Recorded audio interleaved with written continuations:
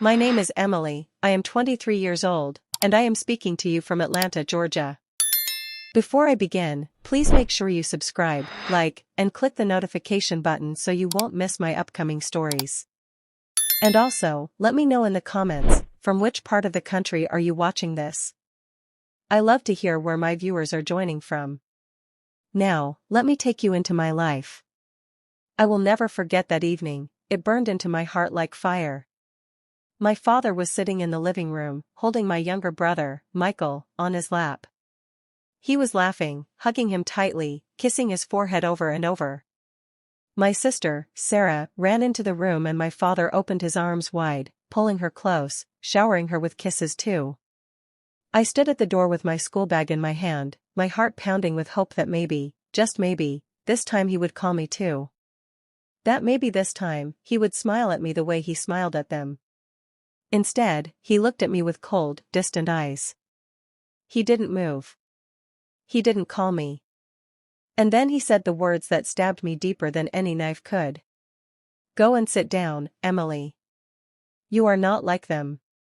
Sometimes I even wonder if you are truly my child. My breath caught in my throat. My legs shook. The room spun. I wanted to scream, to ask him why he would say such a thing, but no sound came out of my mouth. Michael and Sarah giggled in his arms while I stood there, invisible. My own father's words echoed in my ears, sometimes I even wonder if you are truly my child. That moment broke something inside me. But what happened later that night, what I heard my father telling my mother, shattered me completely. Before I tell you what I heard, let me take you back to how my life was before things got this bad. Maybe then you'll understand why his words cut me so deeply. Growing up, I was always the quiet one. I loved books, I loved drawing, I loved sitting alone under the tree in our yard and dreaming of a future where I would be seen and loved.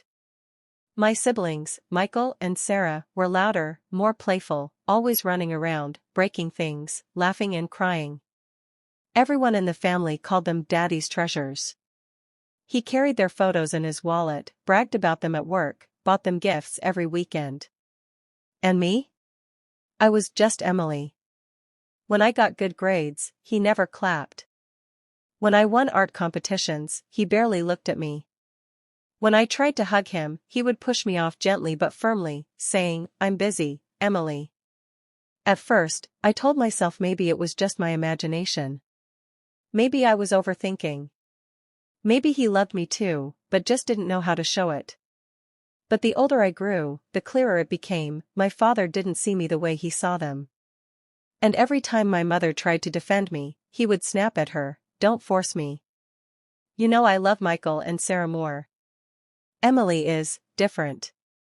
Different. That was the word he always used. That evening, after he had kissed my siblings goodnight and sent them to bed, I went upstairs quietly. My chest was heavy. I couldn't stop hearing his voice. Sometimes I even wonder if you are truly my child. I sat on my bed, hugging my pillow, trying not to cry too loudly so my siblings wouldn't hear. I thought maybe sleep would take the pain away. But then, around midnight, I heard voices downstairs. My parents. They were arguing, their whispers sharp and angry. I tiptoed to the top of the staircase, my heart thudding, and leaned closer to hear. My mother's voice was filled with anger and pain. "How could you say that to her, James? She's your daughter. Don't you see how much you're hurting her?" And then came my father's answer, words so cruel that I nearly fell down the stairs. "I told you from the start. I never felt that girl was mine. There's nothing about her that reminds me of me. She doesn't look like me, doesn't act like me. Maybe you know the real truth, Linda. Maybe you're the one hiding something from me." My mother gasped loudly. "How dare you? Don't you ever accuse me of such a thing." But I didn't stay to hear more. I ran back to my room, my heart in pieces. My father had said it, openly, clearly. He didn't believe I was his. That night, I cried into my pillow until my chest hurt. I wished I could disappear. I wished I could run away and never come back. And as the moonlight shone through my window, one thought kept replaying in my mind: if my father doesn't believe I am his daughter, then who am I really?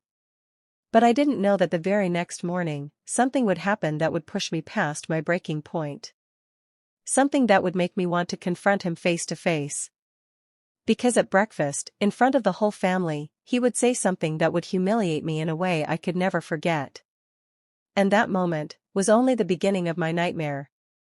The morning sunlight spilled through the kitchen window, bright and warm, but inside me everything was cold.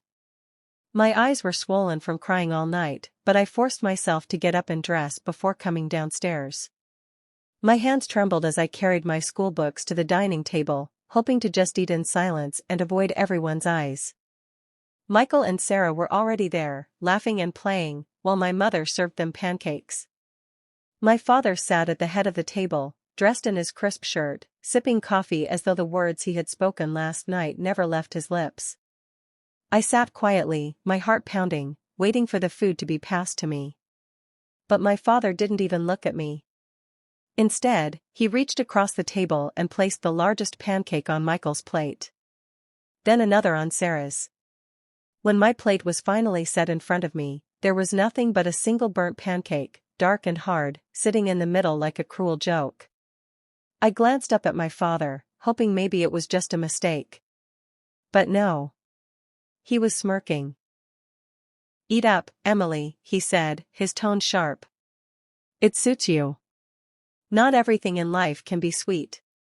Michael and Sarah giggled. My cheeks burned with shame. My mother frowned. "James, that's enough. She's your daughter." But my father slammed his fist on the table, making all the plates jump. "Don't tell me what to do, Linda. I know who my children are. Michael and Sarah are mine." "Emily," his eyes landed on me with disgust. "She's not." The words hit me like a stone to the chest.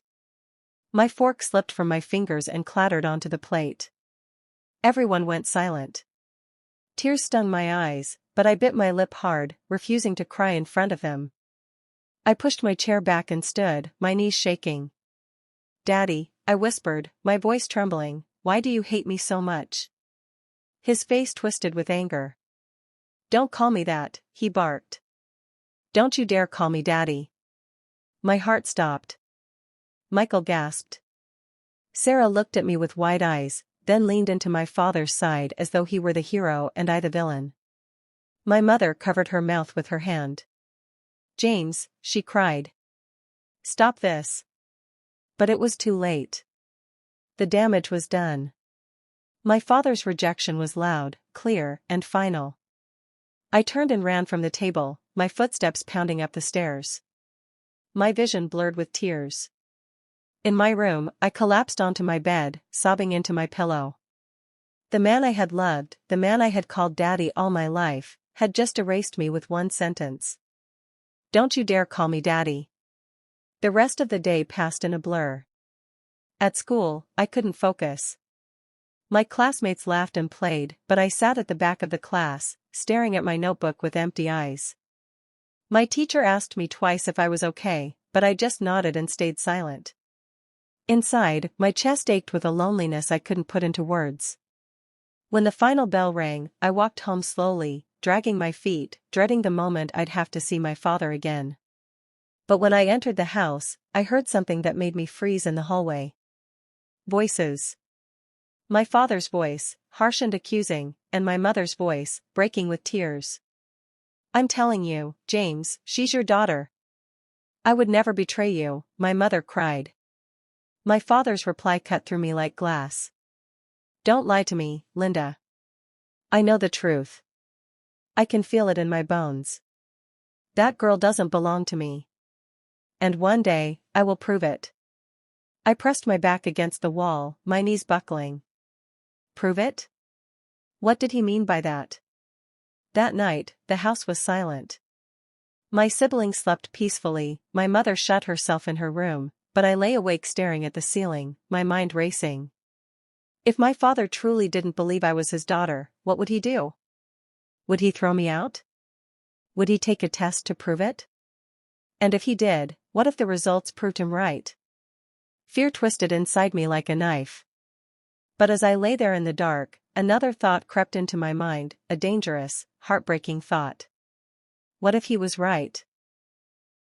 "Mom," I whispered, "is it true? Am I?" She looked at me sharply, eyes full of tears. "Don't you ever say that. You are my daughter. You are his daughter. Don't listen to him." "Then why does he hate me so much?" She closed her eyes and didn't answer. My father appeared in the doorway, holding his car keys. "Let's go," he said flatly. "I've made the appointment." I followed him to the car like a prisoner being led to trial. The drive to the clinic was silent. He kept his eyes on the road, his knuckles white on the steering wheel. I kept mine on the window, watching the trees blur by, fighting back tears. When we arrived, he parked and got out without waiting for me. The clinic smelled like antiseptic and coffee. A nurse at the front desk greeted us kindly, but my father's voice was sharp when he said, "We're here for a paternity test." The nurse handed us forms. My hand shook as I filled mine out. Name. Date of birth. Father's name. I hesitated at that last line. My pen hovered over the paper. Was he really my father? I wrote his name anyway. We were led into a small room where another nurse explained the procedure. A simple swab of the mouth. Quick. Painless. But my heart was pounding like a drum. When the nurse swabbed my cheek, I closed my eyes, wishing I could disappear. My father's jaw clenched as his sample was taken. "It will take 3 days for the results," the nurse said. 3 days. 3 days until my life could shatter or be saved. We drove home in silence. Those 3 days were the longest of my life. I went to school but couldn't focus. The teachers' voices were muffled, the students' laughter like static in my ears. Even my friends noticed something was wrong. "Emily, are you okay?" they asked. But I couldn't tell them. How could I? At night, I lay awake listening to the creaks of the house, my mind full of images of my father throwing me out, my mother crying, my siblings pointing and laughing. And then, on the 3rd day, everything came crashing down. It was a Friday afternoon when my father got the call. I was sitting in my room, staring at my math homework without seeing it, when I heard his voice downstairs. Low at first, then rising. "What?" he shouted. "You're telling me, what?" My stomach flipped. Footsteps thundered up the stairs. My door burst open. He stood there, his face red, his eyes wild. "Get downstairs," he barked. My knees trembled as I followed him down. My mother stood in the living room, clutching a tissue, her eyes rimmed red. My father turned to me, his voice shaking with rage. "The results are back." I swallowed hard. "Anne." He threw the paper at me. It fluttered to the floor like a dead bird. "You're not my daughter," he said through clenched teeth. "You're nothing to me." The world tilted. The room spun. I bent down and picked up the paper with trembling hands. The words blurred through my tears. Paternity test result, excluded. It was true. My breath came in short, sharp gasps. I looked up at my mother, searching for answers. "Mom?" Her face crumpled. "Emily," she whispered, reaching for me. But my father stepped between us. "Don't touch her," he snarled. "She's not mine. She doesn't belong in this house." My heart stopped. He grabbed my arm, his fingers like iron. "Pack your things," he hissed. "You're leaving tonight." I gasped. "Where will I go?" He sneered. "I don't care." My mother tried to intervene. "James, please. She's still a child." But he shoved her aside. "She's not my child," he roared. And then, before I could move, before I could even think, he dragged me toward the front door. My mind screamed. My heart pounded. This was it.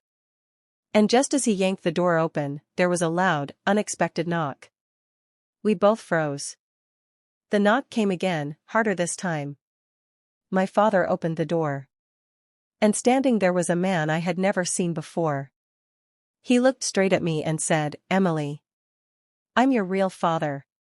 The man at the door stood tall, his shoulders broad, his face lined with years of struggle. His eyes, deep, dark, and strangely familiar, locked onto mine as though he had known me all his life. "Emily," he said again, his voice firm but trembling, "I'm your real father." The world stopped. My father, no, the man I thought was my father, dropped my arm in shock. He stared at the stranger like he was looking at a ghost. My mother gasped, her hands flying to her mouth. "Oh God." I looked between them, my heart racing. "What do you mean?" I whispered, barely able to speak.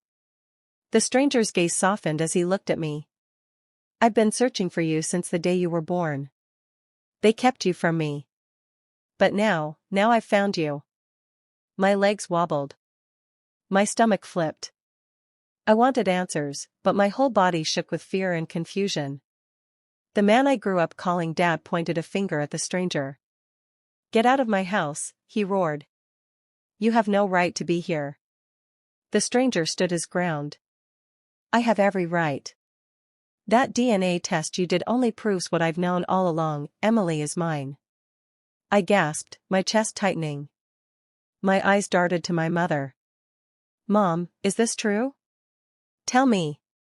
Tears streamed down her cheeks. She shook her head, then nodded, then shook it again as though the truth itself was tearing her apart. "Emily. I made mistakes," she sobbed. "Yes, he is your real father." The room spun. I clutched the wall to keep from falling. The man I thought was my father, James, turned on her with fury. "You betrayed me," he thundered. "All these years, you let me raise a child that wasn't mine?" "She's innocent," my mother cried, falling to her knees. "Don't take it out on her. It was my sin, not hers." But James was shaking with rage. His fists clenched. His face turned red. He stormed to the kitchen and slammed his hand on the counter so hard a glass shattered. Meanwhile, the stranger stepped toward me. His voice softened, almost breaking. "Emily, I know this is too much. But I swear to you, I will explain everything. Please, come with me. You don't deserve to live where you're hated." I backed up, my mind screaming. Leave with him? Go with a stranger I didn't even know? But at the same time, wasn't he offering me the love I had always begged for? James reappeared, his face twisted with anger. "You're not taking her anywhere," he shouted. "Over my dead body." The stranger squared his shoulders. "Then so be it." The air turned heavy, thick with the promise of violence. I screamed, "Stop it. Both of you. Please." But my voice was lost in their rage. My siblings had crept downstairs, their wide eyes watching from the staircase. Michael clutched Sarah's hand. They looked terrified, but none of them moved to help me. The two men stood chest to chest, fury radiating off them. And then it happened. James lunged first, throwing a punch. The stranger caught his arm, twisted it, and shoved him back against the wall. A picture frame fell and shattered on the floor. "Enough," my mother screamed, but neither man listened. James grabbed a kitchen knife from the counter, his eyes wild. "She's not yours to take," he shouted. My blood froze. The stranger shoved me behind him, shielding me. "Emily, don't move," he whispered urgently. James charged. The knife gleamed in the dim light. And just as the blade swung forward, I let out a scream that shook the walls. "Stop!" I screamed, my voice cracking, but it was too late. The knife flashed as James lunged, his face twisted with rage. The stranger, the man who claimed to be my real father, grabbed James's wrist midair. The blade stopped just inches from his chest. Both men grunted as they struggled, muscles straining, veins popping on their arms. I pressed myself against the wall, trembling, my hands over my ears, but I couldn't block out the sound of their fury. My heart pounded so hard it felt like it might tear through my chest. Emily is mine. James roared. No, the stranger growled through clenched teeth. She's my blood. The knife shook dangerously between them. My mother rushed forward, trying to pull James back, but he shoved her so hard she fell against the table, knocking over dishes that shattered across the floor. Mom! I screamed, but she waved me off, struggling to get up. My siblings cried on the staircase, frozen in fear, too terrified to move. The stranger twisted James's wrist hard, and the knife clattered to the ground. Relief rushed through me, but only for a second. Because James wasn't done. He lunged again, tackling the stranger to the floor. They rolled, fists flying, grunts filling the air like wild animals fighting for survival. Blood stained the carpet.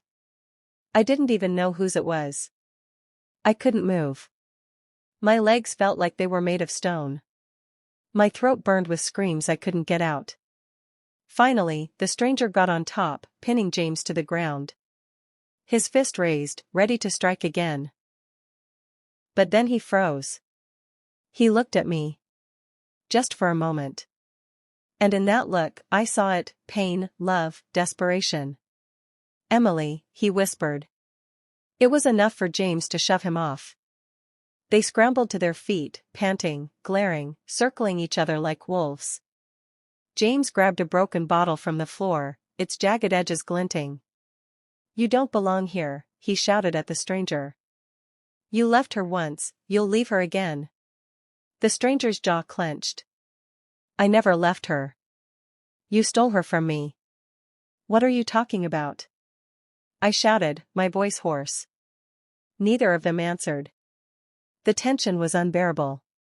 I felt like the walls were closing in, crushing me. And then, in a sudden, shocking move, James lunged again, this time not at the stranger, but at me. His eyes were wild, his arm outstretched, the jagged bottle aimed directly at my chest. Everything slowed. I saw my mother scream, my siblings cover their eyes, the stranger launch forward. And then, just as the bottle was about to pierce me, something happened that none of us expected. The front door burst open. Police officers stormed inside, guns raised, voices booming. Drop the weapon. Now. James froze, his hand trembling, the bottle inches from my chest. The stranger pulled me back into his arms, shielding me. My breath came in broken gasps, tears streaming down my face. James turned slowly, his chest heaving, eyes wide with shock at the sight of the officers.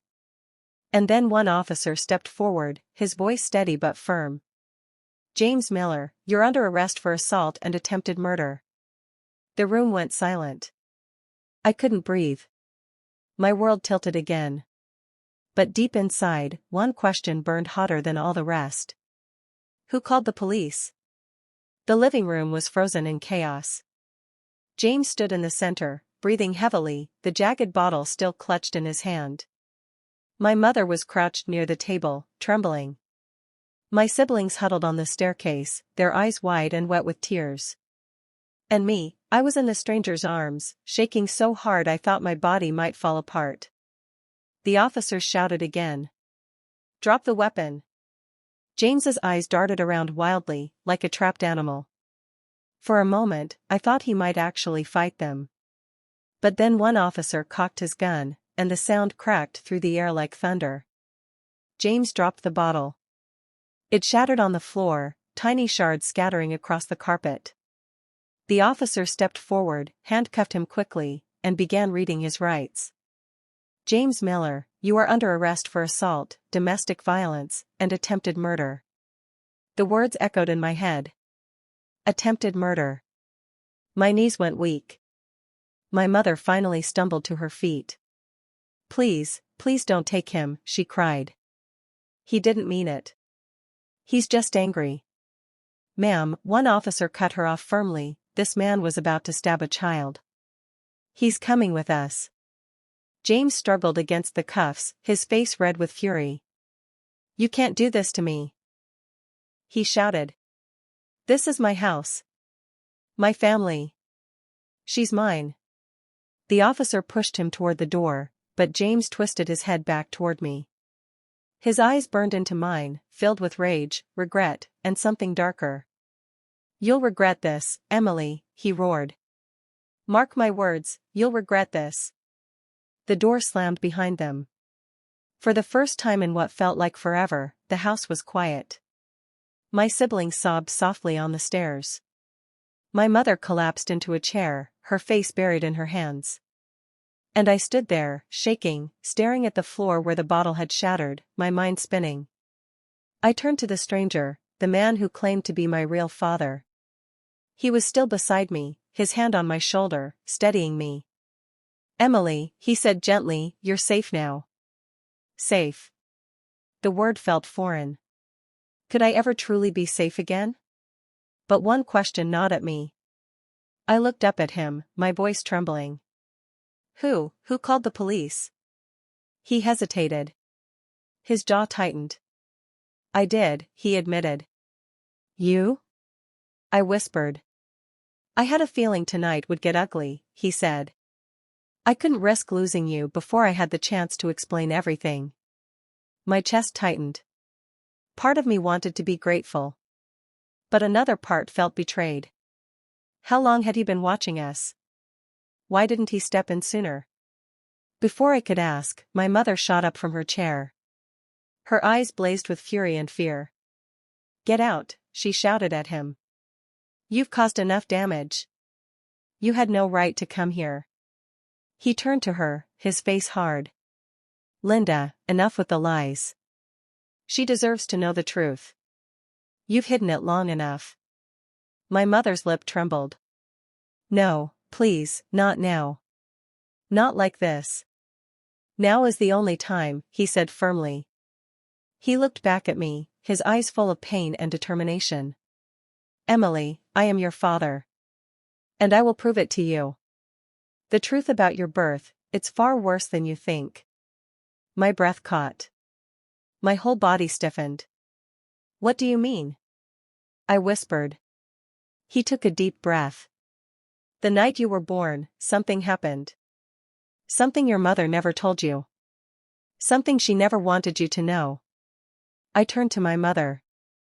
Her face was pale, her body trembling. She shook her head violently. "Don't listen to him, Emily. Please. Some truths are too dangerous." My heart raced. Dangerous? What could be more dangerous than everything I had already lived through? Tell me. I begged, my voice breaking. "I deserve to know." The stranger looked me straight in the eyes. His lips parted. And then suddenly, the sound of shattering glass exploded from the back of the house. We all spun around. The kitchen window had been smashed open. And standing there, blood on his hands, his eyes burning with rage, was James. He had escaped the police. The sound of shattering glass cut through the air like a scream. I spun toward the kitchen, my whole body stiff with terror. The window gaped open, jagged edges of glass glinting under the dim light. And there he was, James. Climbing through, blood running down his arm where the glass had sliced him.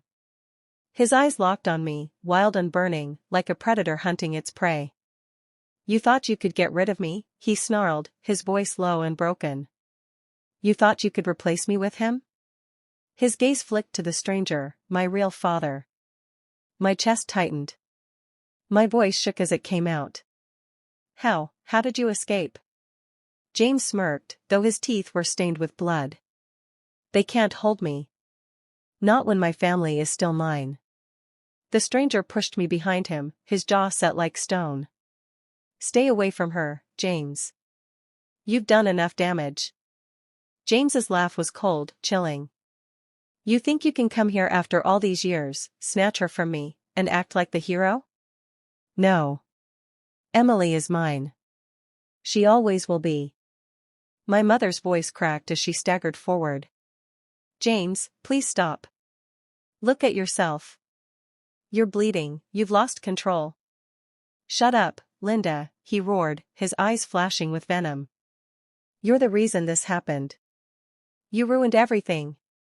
I could barely breathe. My hands shook as I clutched the edge of the wall.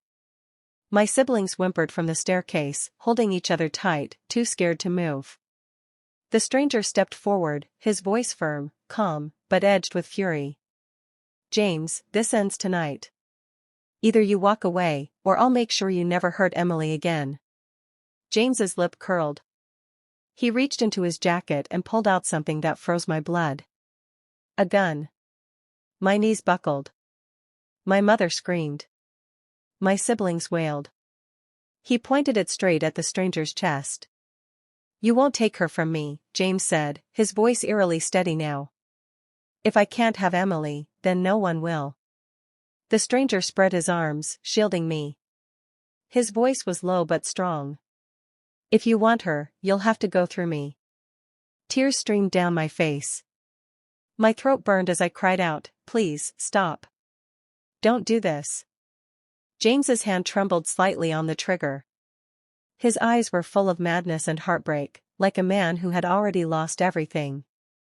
The room held its breath. And then, the gunshot exploded. The blast shook the walls, the sound deafening. I screamed, covering my ears as smoke filled the air. My mother collapsed to the floor, sobbing.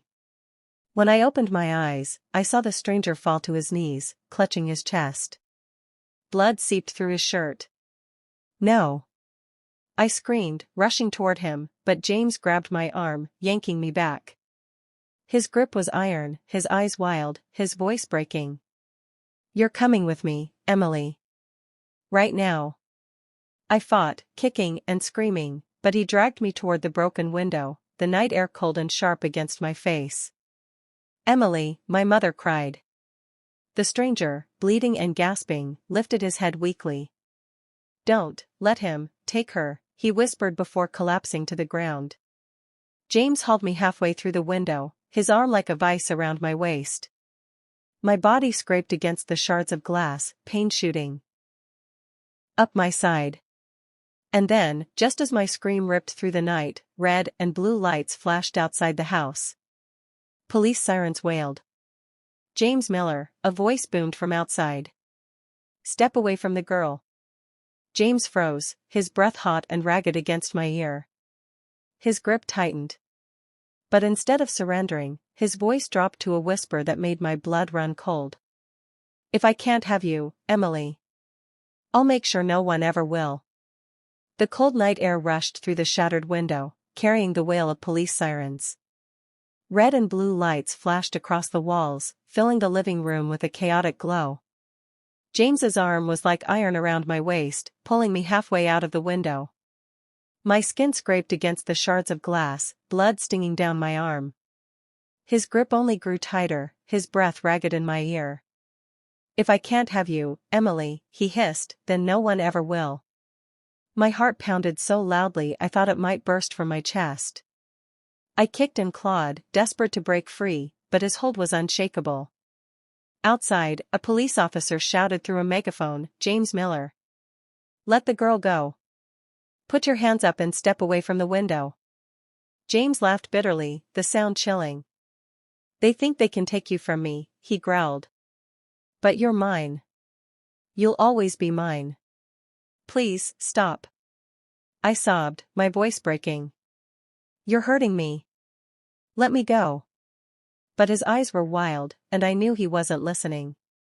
Inside the house, my mother crawled across the floor, tears streaming down her face. "James, please.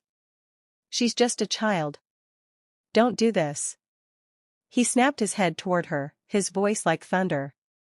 "Shut up, Linda. You caused this.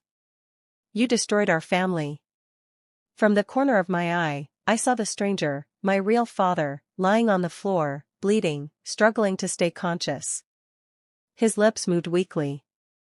"Emily," he whispered, his voice barely audible. I wanted to reach for him, but James yanked me harder, dragging me closer to the window. My ribs ached under his grip. The police shouted again. "James, this is your last warning. Release the girl now."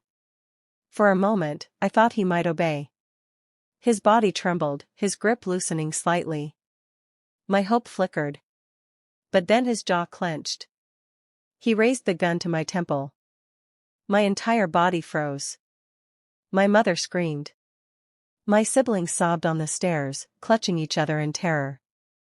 The officers outside shouted louder, their voices urgent. "Put the weapon down. Don't hurt her." James pressed the cold metal against my head, his voice shaking with rage and desperation. "You'll never take her from me. She's mine, she's always been mine." Tears streamed down my face as I cried out, "I'm not yours. I don't belong to you." The words tore something inside him. His eyes widened, his face twisted in pain and fury. For a second, he looked less like a monster and more like a broken man. But then his finger tightened on the trigger. The room seemed to hold its breath.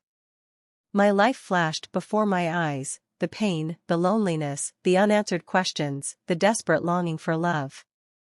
And then, a gunshot rang out. But it wasn't his. The force jolted James backward. His grip on me loosened, and I stumbled forward, collapsing onto the floor.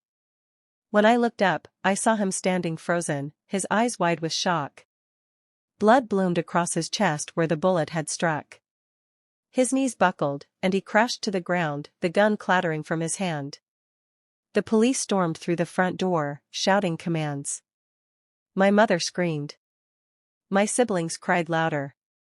And me, I lay there trembling, unable to move, staring at James as he gasped for breath, his eyes locked on mine. But then, with blood staining his lips, he whispered something that chilled me to my core. "Emily, the truth is darker than you know." His head dropped to the side. His body went still. The officers rushed to secure the house. My mother collapsed, sobbing uncontrollably. The stranger groaned from the floor, reaching weakly toward me. And I sat frozen, James's final words echoing in my head. What truth? What did he mean? The sound of the gunshot still echoed in my ears long after James's body hit the floor.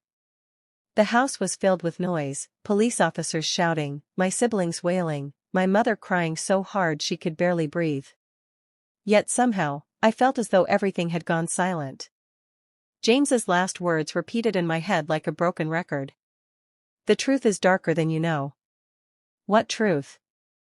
What could be darker than everything I had just lived through? My hands trembled as I crawled across the blood-stained floor toward the man I had been told was a stranger, but who claimed to be my real father. He was still breathing, but weakly. His shirt was soaked in blood, and his face was pale. "Emily," he whispered, his hand shaking as it reached for mine. I took it carefully, tears streaming down my cheeks. "Don't talk, please, don't try to talk," I begged. "You'll hurt yourself." But his grip tightened, fragile yet determined. His eyes locked onto mine with a desperate urgency. "You need to know the truth. Before it's too late." I froze. My chest tightened.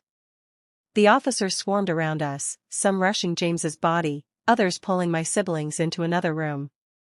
My mother knelt a few feet away, her face streaked with tears, shaking uncontrollably.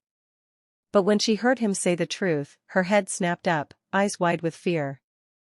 "No," she shouted, her voice breaking. "Don't say another word." I turned toward her, confused and terrified. "Mom, what is he talking about? What truth?" She covered her mouth with her hands, shaking her head violently. "Not here, not now." The paramedics burst into the room then, quickly checking the stranger's wounds. One of them muttered urgently, "We're losing him, we need to move fast." As they tried to lift him onto a stretcher, he clutched my hand tighter, refusing to let go. His lips trembled as he whispered, "Emily, I am your father, but that's not all." My whole body shook. I felt my breath catch in my throat. Not all? What else could there possibly be? The paramedics pried his hand from mine and lifted him. His voice cracked one last time as they carried him out the door. "Ask your mother, ask about the night you were born." Then he was gone, rushed into the flashing ambulance lights. I sat on the floor, shaking, my mind spinning. The night I was born? What could that mean? My mother buried her face in her hands, sobbing. My siblings clung to each other, terrified and confused. The police tried to calm everyone, but their voices blurred into background noise. All I could hear was James's dying whisper. The truth is darker than you know. Hours later, after the police took statements and the chaos slowly died down, we were left in the wreckage of the house. The floor was stained with blood, the walls still broken from the violence, and our lives shattered into pieces. I sat across from my mother at the kitchen table. She wouldn't meet my eyes. "Mom," I said softly, my voice trembling, "please, tell me what he meant. Tell me about the night I was born." She flinched as though I had struck her. "Emily, please, you're too young. You don't understand. I'm old enough to be hurt, old enough to be hated, old enough to see my whole world fall apart," I snapped, my voice breaking. "So I'm old enough to know the truth." Her lips trembled. She clasped her shaking hands together, tears dripping onto the table. "Finally," she whispered, "the night you were born, something happened that I've kept hidden all these years. Something even your siblings don't know. And if I tell you, you may never look at me the same way again." My heart hammered. My mouth went dry. "What happened?" I demanded, my voice shaking. "Tell me." She looked up at me then, her face pale, her eyes filled with terror. And with a trembling voice, she spoke the words that would change everything. "Emily, you were never supposed to survive that night. The truth is, you weren't even supposed to be here." The words hung in the air like smoke, choking me. "You weren't even supposed to be here." I stared at my mother, my chest tightening. "What do you mean?" I asked, my voice trembling. She closed her eyes, as if opening them would force her to face the memory she had buried for so long. Tears rolled down her cheeks, and when she finally spoke, her voice cracked with guilt. "The night you were born, everything went wrong," she whispered. "I was so young, so scared. James wasn't even in the hospital with me, he had been drinking. And when the doctor told me I was having complications, I thought I was going to die." Her hands shook violently as she wrung them together. "You weren't breathing when you came out," she continued, her voice breaking. "The doctor told me you were gone. I screamed for them not to take you away. But James, he told them to leave it. He said, 'She's already dead. Don't waste your time.'" My stomach dropped. My breath caught in my throat. "I refused to give up," she sobbed. "I begged them. I grabbed you in my arms, even though you weren't moving. And then, he walked into the room. The man you saw tonight. The one who saved you." My eyes widened. "You mean, my real father?" She nodded, shame filling her face. "Yes. He was a doctor then, young, brilliant, and he had feelings for me long before James and I married. That night, when he saw you, he didn't listen to James. He fought for you. He breathed life into you when no one else would. You started crying in his arms, Emily. He brought you back." My tears blurred my vision. "So, he really is my father?" My mother buried her face in her hands. "Yes. You are his daughter. And I betrayed James. I was already carrying you before I married him. That's why he hated you, Emily. That's why he treated you like you didn't belong. Because in his eyes, you never did." Her words cut through me like glass. My whole life of pain, the rejection, the cruelty, it all made sense now. I wasn't James's child. I was the child of the man who saved me. But then my mother's voice dropped lower, her face paling even more. "That's not the darkest part." I froze. My pulse thundered in my ears. "What do you mean?" She leaned closer, whispering as though the walls themselves might overhear. "The night you were born, James tried to make sure you didn't survive. He wanted you gone. He told the doctors to let you die. But when your real father saved you, James swore he'd make you pay for it someday. He said you'd be his punishment to me for the rest of my life." My whole body trembled. My knees went weak. I felt as though the ground beneath me was crumbling. Emily, my mother wept, grabbing my hands. I should have left him. I should have protected you. But I was weak. And every day, I let you suffer because of my choices. Her sobs filled the kitchen. I pulled my hands away, my chest aching, my voice sharp with anger. You let him treat me like trash all these years, when you knew the truth? You let me believe I wasn't worth love? You let me hate myself? She broke down completely, collapsing against the table, crying so hard her whole body shook. I stood, my hands clenched into fists, my mind spinning with rage and sorrow. Before I could say another word, the phone rang. The shrill sound pierced the heavy silence. My mother lifted her tear-stained face, eyes wide with dread. Slowly, she reached for the receiver with trembling hands. "Hello," she whispered. Her face drained of color. Her lips trembled as she listened. Then, with a choked sob, the phone slipped from her hand and clattered to the floor. I rushed to pick it up. "Hello?" I said quickly. A cold, unfamiliar voice answered. "If you want the truth about your father, meet me tomorrow night. Alone. Or you'll never know what really happened." The line went dead. My breath caught. My mother's eyes met mine, full of terror. And in that moment, I realized James's death wasn't the end of the nightmare. It was only the beginning. The night air was heavy, thick with mist. Streetlights flickered above me as I walked down the empty road, clutching my coat tightly around me. Every step echoed in my ears like a drumbeat of dread. All day, my mother had begged me not to go. "Emily, please," she cried, gripping my arm. "You don't know who that was. It could be a trap." But I couldn't stop thinking about the voice on the phone. "If you want the truth about your father, meet me tomorrow night. Alone." I needed answers. I had to know everything. Now, as I reached the edge of town, I saw the meeting place, an abandoned warehouse, its windows shattered, its walls covered in peeling paint. A single dim light glowed from inside.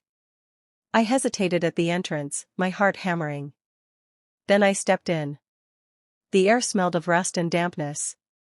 My footsteps echoed on the cracked concrete floor. Shadows danced on the walls. "Hello?" I called softly. "I'm here." No answer. Only silence. I walked deeper into the warehouse, scanning every dark corner. "Hello?" I called again, louder this time. Then I heard it, the sound of footsteps behind me. I spun around.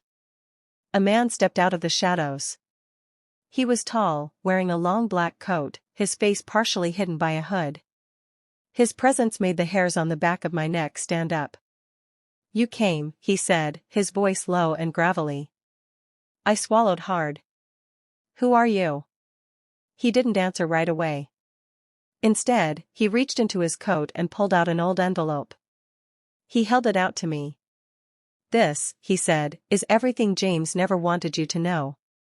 My hands trembled as I took it. The envelope felt heavy, like it carried the weight of my entire life. "What is it?" I whispered. "Proof," he said simply. "Proof of who your father really was. Proof of what James did the night you were born." I opened the envelope with shaking fingers. Inside were photographs, documents, and a birth certificate. My heart raced as I flipped through them. And then I saw it, a photograph of my mother, younger, holding a newborn baby in her arms. Beside her stood the man who had saved me, my real father, smiling down at me. Tears filled my eyes. "This is real," I whispered. The man nodded. "It's all real. But that's not the worst part." My head snapped up. "What do you mean?" He stepped closer, his voice dropping. "James didn't just hate you because you weren't his. He hated you because of what your real father did to him." I froze. "What did he do?" The man's eyes glinted under the dim light. "Your real father destroyed James's life. He ruined his career. He exposed him for crimes no one else knew about. James swore revenge on him and on you. My stomach twisted. Crimes? What crimes? Before he could answer, a sudden noise echoed through the warehouse. The screech of tires outside, the slam of doors, heavy footsteps rushing in. The man's face went pale. They found us, he hissed. Who? I asked, panic rising in my chest. He grabbed my arm. Run. But before I could move, the doors of the warehouse burst open. Masked figures in dark clothing stormed in, their footsteps pounding like thunder. One of them raised a gun and pointed it at me. Don't move, a voice barked. The man pushed me behind him, shielding me. Stay down, he shouted. My heart pounded as I crouched behind him, clutching the envelope to my chest. The masked figures surrounded us, their weapons glinting under the dim light. The leader stepped forward, his voice cold. Give us the girl. Now. The man in the coat snarled. You'll have to go through me first. The leader laughed darkly. Fine. And then, a gunshot rang out. The man in the coat staggered backward, blood blooming across his chest. He collapsed to the floor at my feet. I screamed. The masked men advanced, their footsteps closing in. I clutched the envelope tighter, my mind spinning. My only thought, I have to escape. But the leader grabbed my arm, yanking me up. You're coming with us, he growled. I kicked and struggled, but his grip was like steel. As he dragged me toward the door, I glanced back at the man in the coat. He raised a trembling hand toward me, his lips moving soundlessly. And then his eyes closed. I screamed again, my voice echoing through the warehouse. The cold night air hit my face as the masked man dragged me out of the warehouse. My legs kicked wildly, my fists slammed against his arm, but his grip was unbreakable. The envelope, the one with the truth, slipped from my hand and fell onto the concrete floor. No. I screamed, reaching for it, but another masked figure snatched it up. Move, the leader barked, shoving me toward a black van parked outside. My heart pounded. I thought of my mother, my siblings, the stranger who had claimed to be my father, and the man in the coat bleeding on the floor. Everything inside me screamed that if I got into that van, I might never come back. I twisted, sank my teeth into the man's hand, and he cursed loudly, loosening his grip. I ran. For one brief moment, hope surged in my chest. But I didn't make it far. Another masked man caught me by the waist and slammed me against the side of the van. My head hit the cold metal, and stars burst in my vision. Put her in, the leader shouted. The doors swung open, and I was shoved inside. My hands were tied, a cloth pressed over my mouth. My muffled screams filled the van as the doors slammed shut behind me. The engine roared to life. Through the small crack between the doors, I saw the warehouse shrinking in the distance. I thought of the man who had given me the envelope, lying on the floor, maybe dead. My chest tightened with dread. The ride was long, rough, and silent. The men didn't speak. They sat around me, their dark eyes watching, their weapons ready. Every bump in the road made my body jolt, but the fear inside me never left. Finally, the van stopped. The doors opened, and I was dragged into another building, this one even more terrifying. It looked like an old mansion, its windows boarded up, its walls cracked, the air thick with dust. They led me down a narrow hallway and into a room lit by a single hanging bulb. The smell of mildew and rust filled my nose. Sit, the leader ordered, shoving me into a wooden chair. They tied my hands and feet to the chair. The ropes dug into my skin, burning. My mouth was uncovered, but before I could scream, the leader leaned in close. No one will hear you, he whispered. So save your breath. I swallowed hard, my heart racing. Why are you doing this? Who are you? The leader chuckled darkly and stepped back.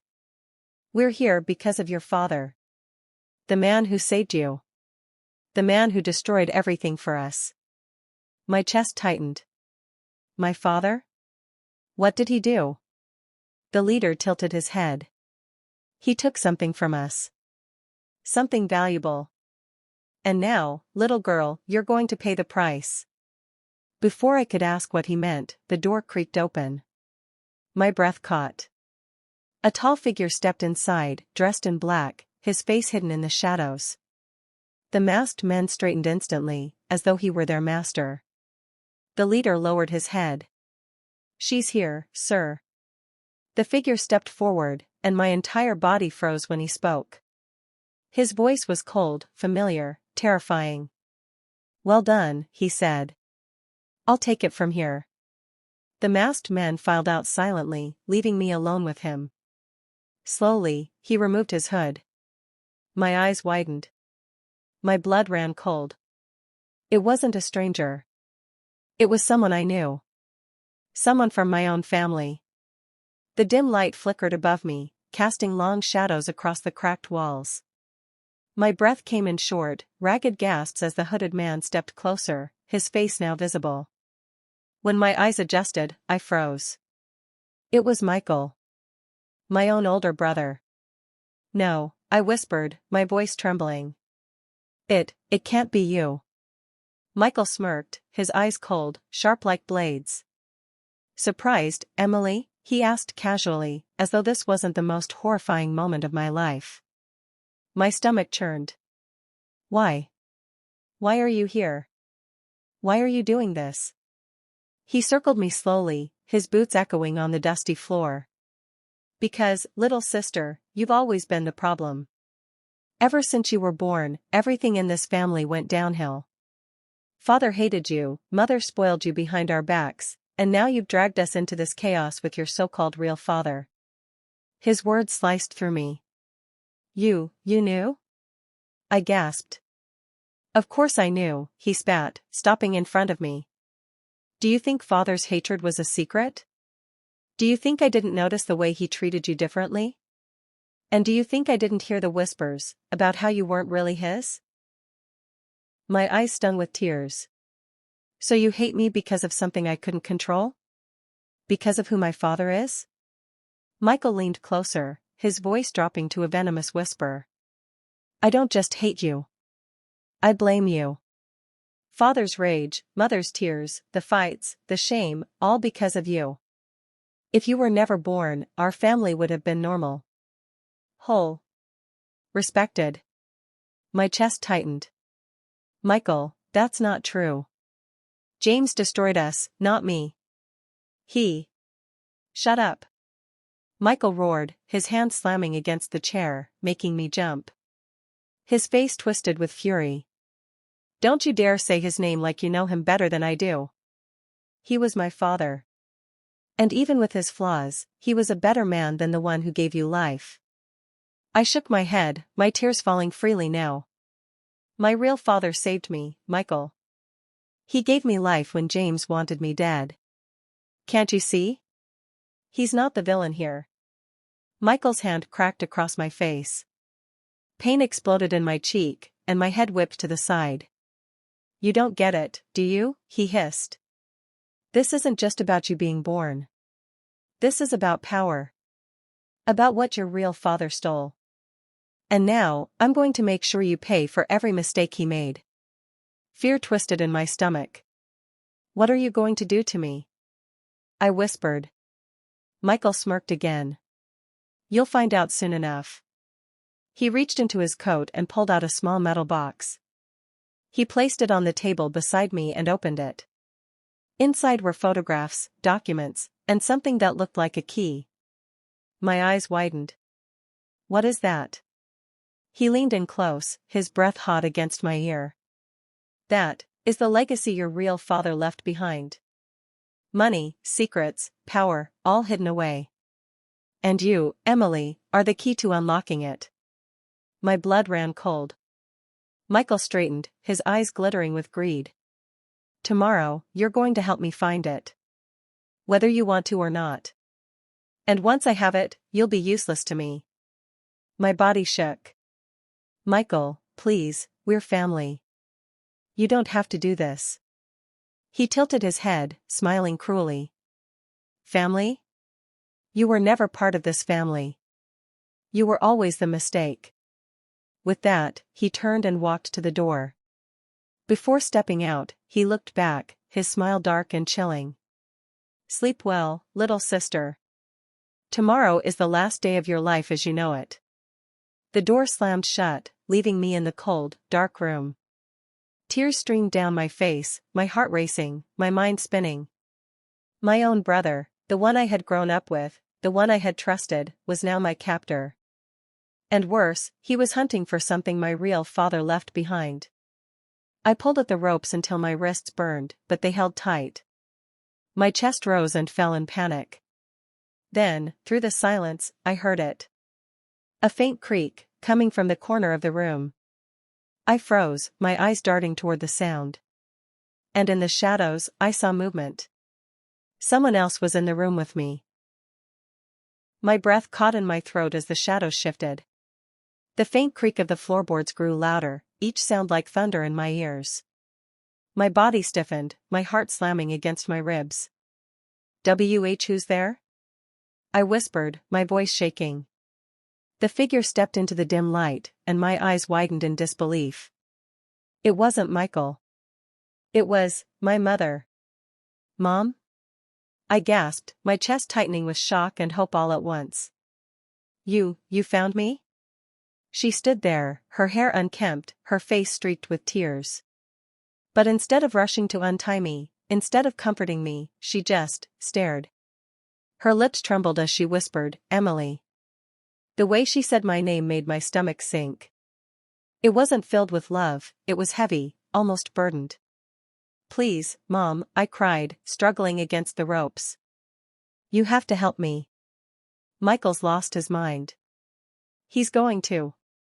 I know, she cut me off softly. I froze. You know? Her hands shook as she clasped them together. She took a step closer, her eyes glossy with guilt.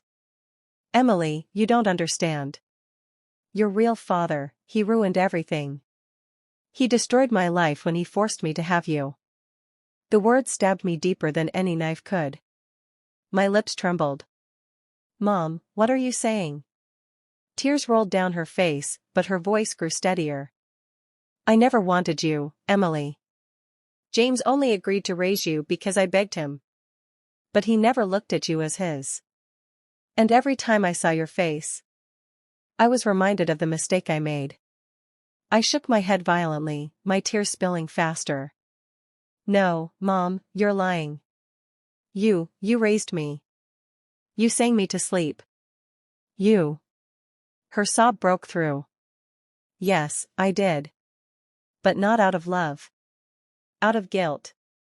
And now Michael, he's just doing what James always wanted to do. Erase the mistake. Her words shattered me.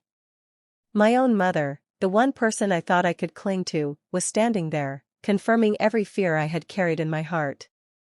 You can't mean this, I whispered hoarsely. You're my mother. You gave me life. She shook her head. I gave birth to you. But I was never meant to be your mother. The ropes dug deeper into my wrists as I tried to lean forward, desperate. Please, Mom, don't let Michael hurt me. You can stop this. You can still choose me. Her eyes flickered, torn for just a moment. Her hand trembled as she reached toward me, but before she could touch me, the door slammed open. Michael stormed in, his eyes blazing. What are you doing here, Mom? She jumped back, wiping her tears quickly.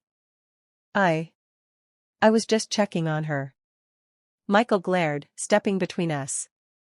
You had your chance to deal with her years ago. Don't get soft now. My heart pounded as I looked between them. Years ago? What do you mean? Michael smirked, leaning closer to me. Oh, didn't she tell you?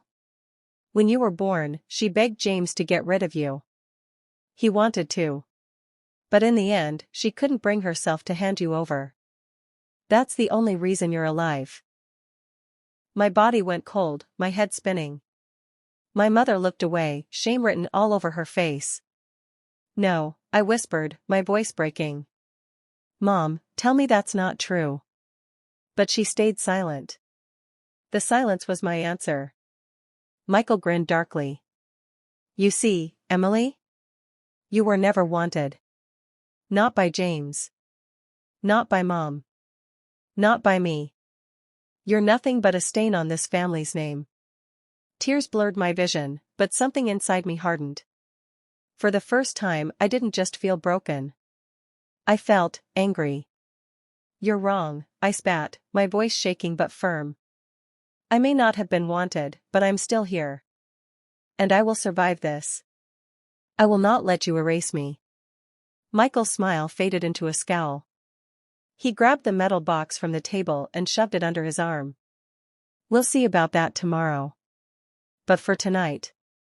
He pulled a knife from his belt and dragged it lightly across my arm, not cutting deep, just enough to make me cry out. Consider this a reminder that you're at my mercy. Then he stormed out again, leaving me bleeding, broken, and alone with my mother. She stood there silently, her hands shaking, her eyes full of torment. Mom, I whispered through tears.